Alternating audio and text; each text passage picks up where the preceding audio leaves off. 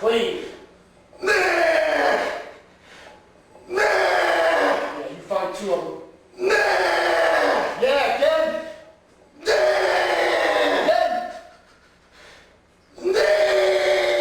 Yeah, finish it. Oh my God, finish it. Hold it.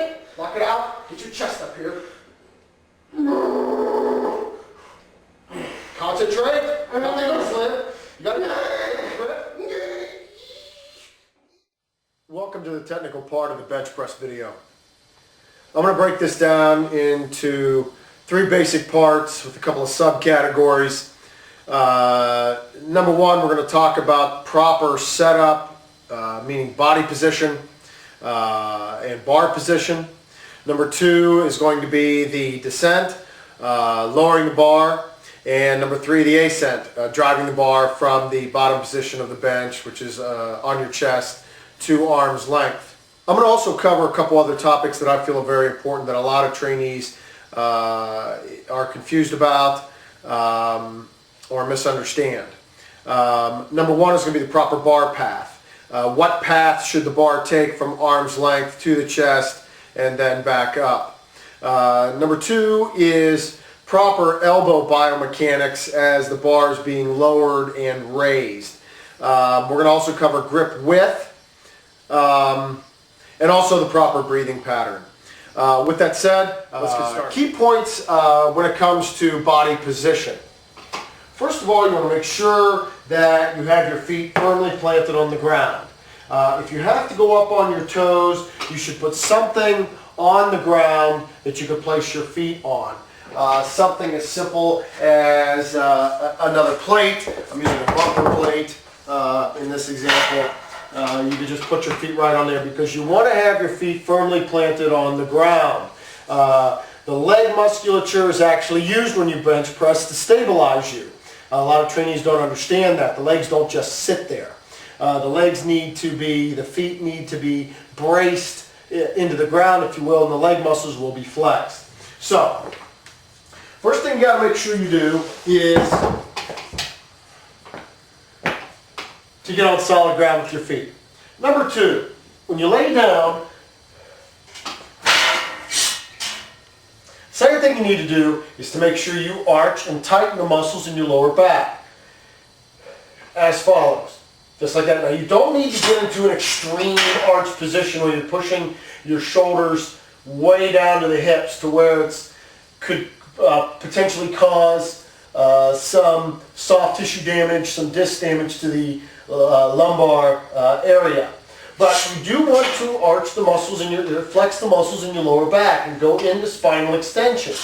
It's really no different than arching your back when you squat or deadlift. Same basic principles. We're doing that to protect the spine. Use the musculature to protect the spine. So, you're going to arch your back, and then the second step, as far as getting in position with your back, is to take your upper back and retract the scapula, or push your shoulder blades together. To do that, you have to take your shoulders and squeeze them together, and they're held there via muscular contraction. That's why you must be very, very strong in your upper back to be able to maintain this position with your shoulder blades squeezed together. What I'm talking about is like this. Taking your shoulder blades and squeezing them like that. And then it's held that way throughout the entire set. If the musculature of the upper back that is responsible for holding the shoulder blades together, known as retraction or adduction, if they're allowed to slide out, not only do you lose leverage, but you could compromise your shoulder joint. In order to bench as safely as possible, what you'll need to do in order to build up to very, very big weights and an impressive development in your pecs and delts and tricep, you'll need to keep these shoulder blades together. You need to maintain this position, which is very hard to do. Even as I'm sitting here now, the muscles can start getting tired from me contracting them.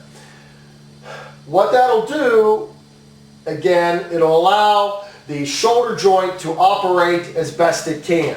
The shoulder's not really a joint anyway. It's not a definitive ball and socket. It's basically a bunch of loose parts that need to be held together via muscular contraction. If you simply work hard at holding the shoulder blades together throughout the set of bench press, anytime you bench press, you'll go a long way to great shoulder health. Also, by staying retracted, it'll help with tremendous pec development. When a trainee is not getting the pec work that they should be getting out of bench pressing, if they don't feel their pecs, all I've simply done to help them get that stimulation in that area is to maintain retraction. The mistake there usually that is being made is they're not holding the shoulder blades back. They're allowing the shoulders to relax, protract, and that way most of the work is coming from the anterior delt and the tricep, and they're getting very little pec stimulation. By keeping the shoulder blades together, by staying retraction, not only do you get the safety that we talked about by stabilizing the shoulder structures, but you'll also put your body in a position where it can maximize the strength of the pecs and utilization of the pecs and stimulation of the pecs. So that's another reason why it's very, very important to maintain this retracted position. Okay, once you have the feet stabilized onto the ground, again, if the bench is so high where you're having to go up on your toes, you must put something down here so you can be flat-footed.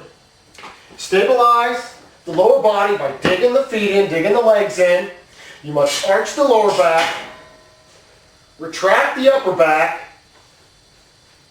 Now you're ready to bench press. Now from here, you'll go to taking your grip, and you're ready to begin. You're in the proper position to begin. One other note about proper position, and you'll see this is a recurring theme throughout this video series, is the creation of whole body tension. Same as applies to all other exercises. Once you're in the proper position, you must flex all the muscles in your body. By doing that, it'll make the lift safe, and it'll optimize the body's potential for force output. So when you have got in position with the lower body, the upper body, all your muscles are tight, you must squeeze the bar as tight as you can. Now you're ready to begin the exercise. As I go to cover the descent and the ascent, or the lowering of the barbell and the driving it back up to arm's length, I have to put the camera in a little different position so that you can really focus in on my torso position.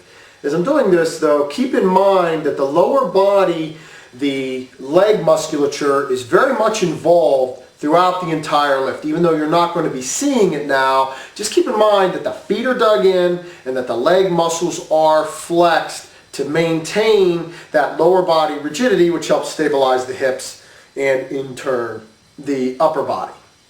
So just keep that in mind, even though you cannot see my lower body.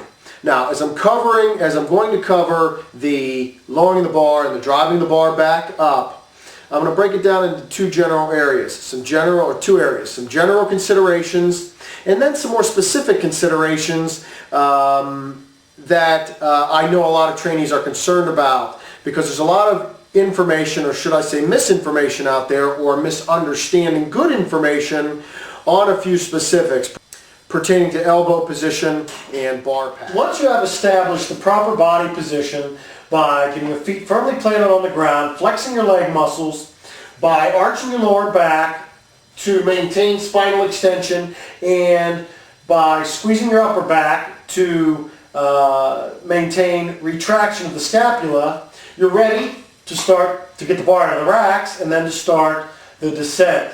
Now, what you want to do is to, before you even get the bar out of the rack, you want to flex your entire body. All the muscles in your body need to be flexed, creating whole body tension. This is going to give your body the greatest potential to generate as much force as possible, and it'll protect your joints by making sure that your muscles will take a large part of the load, as they should, protecting the joints. Now, what you should do is take a big breath Get the bar out of the rack. Get it in position. Now we'll talk about specific positioning here in a moment. Once the bar is above the shoulder, upper chest area, you'll take a big breath to further enhance stability, to go along to helping the whole body tension that you're generating. You'll take a big breath to increase intra-abdominal and intrathoracic pressure. The breath will be held on the way down until the bar is started on the way back up.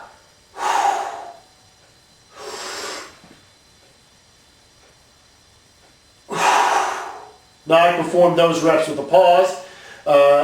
Bench pressing can also be performed touch and go style, as long as it is a light touch and go versus a bounce, catch, and rebound. Done touch and go style. You want to lower the bar under control until you get it within about 1 inch from your chest. At that point, you'll do a controlled touch to the chest and drive back up as follows.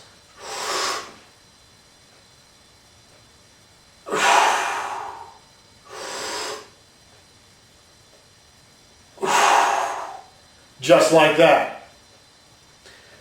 Again, basic general considerations. You must maintain whole body rigidity. You must keep your upper back retracted at all times, keeping those shoulder blades together.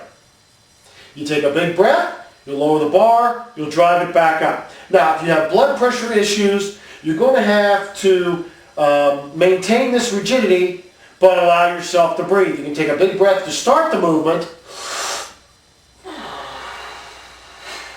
but you're going to have to breathe throughout the set. The other thing you need to focus on is what I call the anatomy of a set. How to go through a set, how to perform, let's say, a 5-rep set of bench presses. You want to approach your bench press or any other exercise for that matter with the mindset that 1 rep is a workout unto itself. You want to focus all your aggression, all your concentration on technique on that rep versus banging out, for this instance, a series of 5 repetitions. You want to do 1 rep at a time. You focus on the rep you're after, with great concentration on technique and great focus of aggression into that rep. When that rep's completed, you'll pause. You will then prepare for the next rep. In other words, the set is done 1 rep at a time. So a set of 5 reps are really 5 singles, just done one right after another. As follows. I'll perform 3.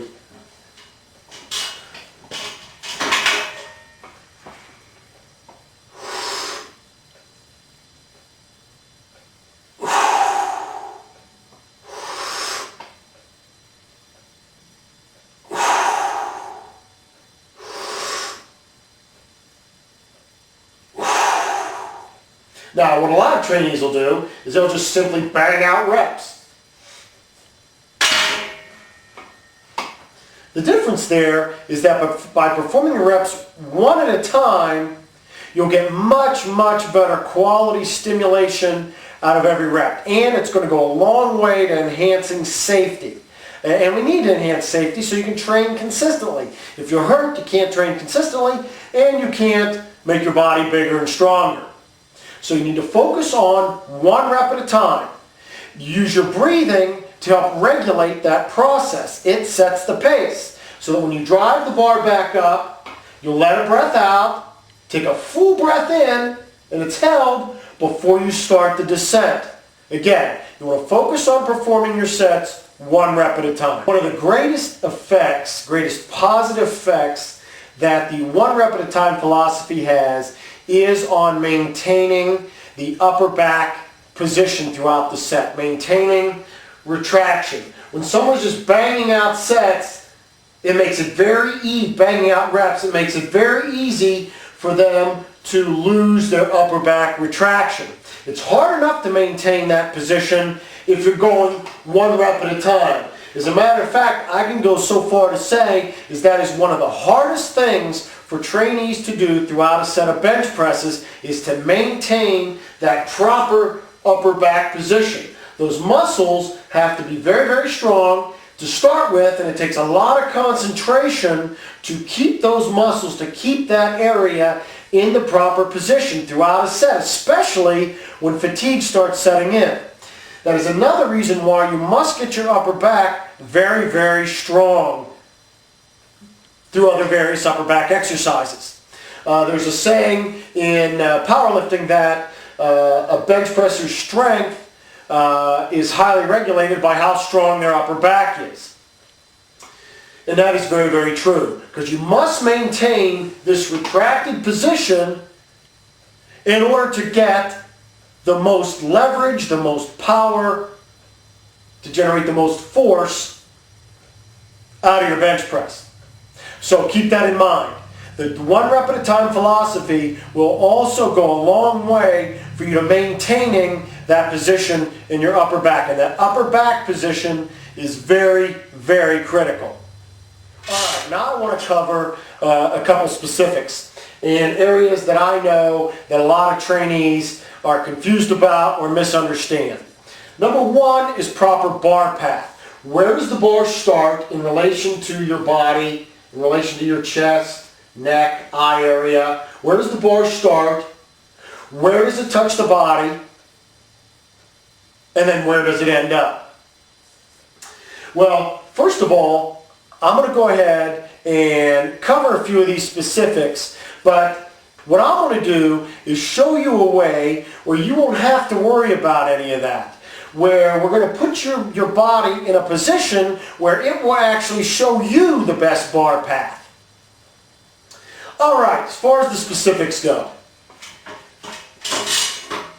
when the bar is taken out of the rack, ideally it should be straight up from the shoulder joint. That way, the body is aligned to directly oppose the force of gravity, which is perpendicular to the floor. Right now, my arms are perpendicular to the floor, are parallel to the forces of gravity. This is the safest position for your shoulders. And it also gives you the best amount of leverage and strength in this position. From here, you're going to simply lower the bar to roughly the pec ab line. Now, everybody's a little different. Some may be just an inch higher, some may be an inch lower. Now, rarely is anyone outside of that range. It's actually, everyone falls into a very narrow range there.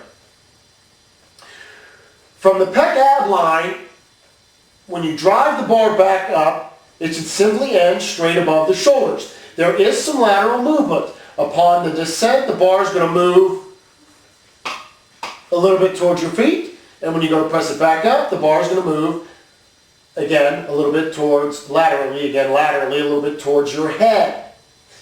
Now, there are some authorities that preach starting the bar above the eyes. Now, if you look at my arm position right here, you can see that the angle of the arm is actually